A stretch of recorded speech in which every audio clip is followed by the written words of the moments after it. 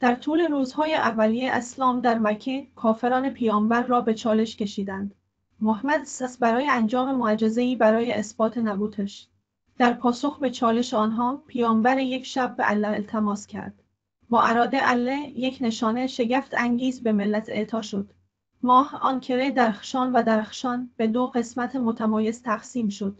یک قسمت در یک طرف کوه هیرا ظاهر شد، در حالی که قسمت دیگر در طرف دیگر ظاهر شد. کافران این معجزه را با چشمان خود دیدند، اما حق را رد کردند. این رویداد در قرآن در سوره القمر ذکر شده است. ساعت نزدیک شده است و ماه به دو قسمت تقسیم شده است. و اگر معجزه ای را ببینند، آن را رد می کنند و می گویند این جادو است.